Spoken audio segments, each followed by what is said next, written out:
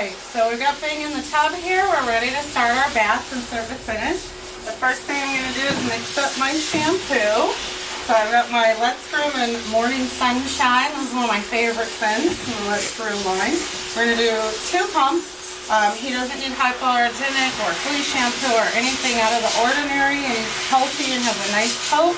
So we're just going to do the regular 2 pumps in our shampoo bottle.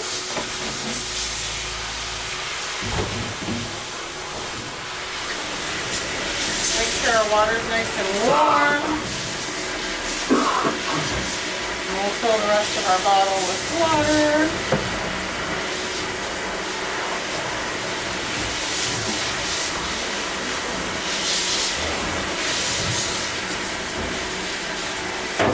Right.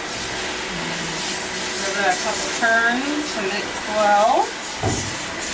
And we're going to start getting Bing wet. I'm going to start on his foot. I'm going to shock him by dousing him in the middle of his body.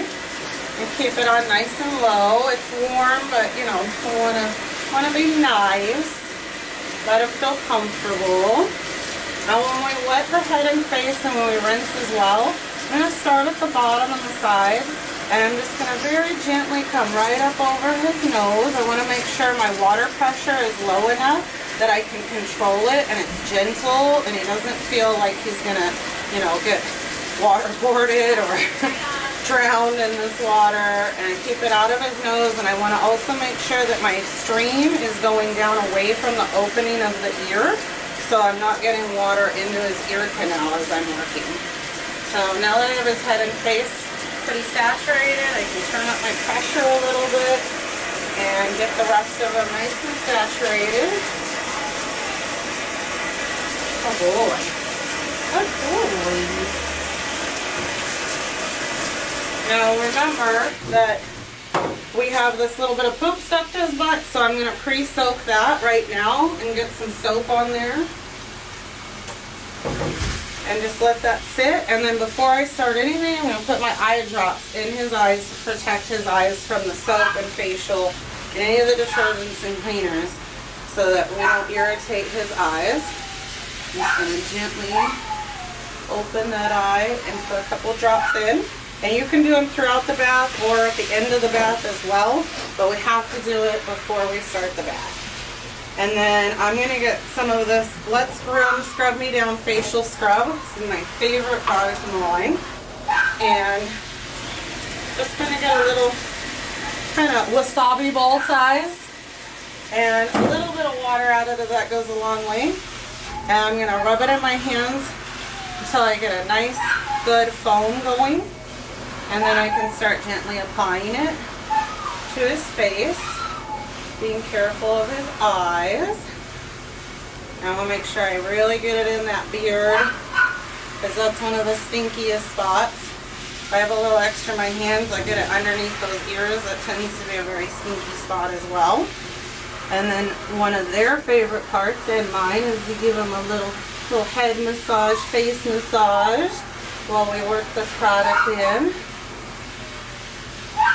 And when you get these greasy dogs, like Carter Spaniels or dogs that have really yucky beards, trust this product. It will pull the grease and oil out of this coat so well. You don't even really need to put shampoo on afterwards. I just like to do it first so it has a chance to sit and do its job. And then once I get that all worked in and kind of the grit of the scrub is all gone, then I know I'm ready to go. And we'll let that sit while we scrub up the rest of his body. I'm going to be careful not to get this in his ears and start applying it. I like to do everything from the highest point down. So I'm going to start at the back of his neck and back and then work down. That way I'm not wasting soap and it's running downhill into the other parts that I haven't soaked yet. And his chest there. Come here, little man. Oh boy. And then I like to do it in sections. So I've got his neck, shoulders, ears, and chest. So I'm going to scrub that in really good. Make sure I'm getting underneath my noose or lead or tie and scrubbing that hair as well. And getting all the way down his chest. Don't forget your armpits. every inch scrubbed nice and clean. And then I'm going to come and apply it to his back, a little bit down his sides. And start working that in good.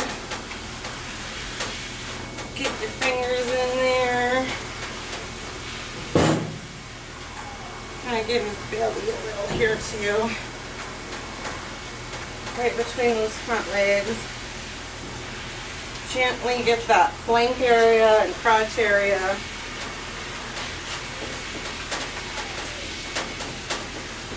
Alright, I've got a good suds going there. Here's where I normally do my tail and booty. I'm probably going to have to let this booty sit a little more. Yeah, it's still a little hard on there. So I'm just going to put a little more soap on that booty. Let it sit a little bit longer until it's soft enough to work off and get his bottom nice and clean. Make sure you're still hand scrubbing to the bone and the tail all the way down. This part where they sit on the ground and their tail touches the ground all the time.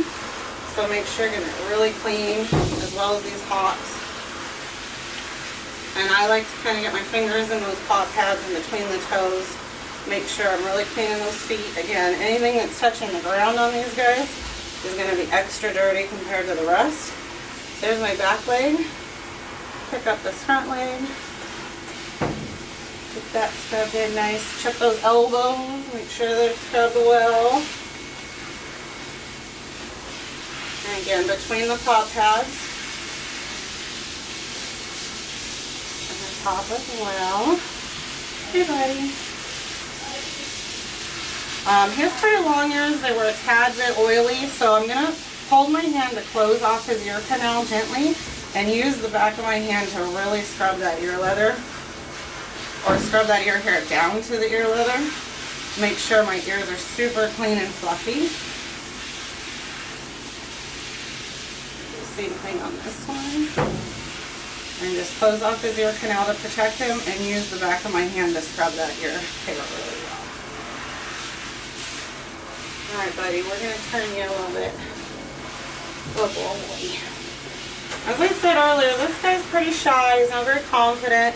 He can get overwhelmed or nervous easy, so all my movements are, I'm trying to be very slow and gentle, let him understand what we're doing, and not just doing stuff really fast and exacerbating his anxiety or nervousness.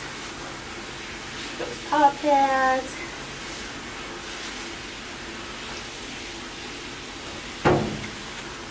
And again, always be aware of how you're lifting these dogs' legs. Any dog that's been put in pain may bite or may behave badly.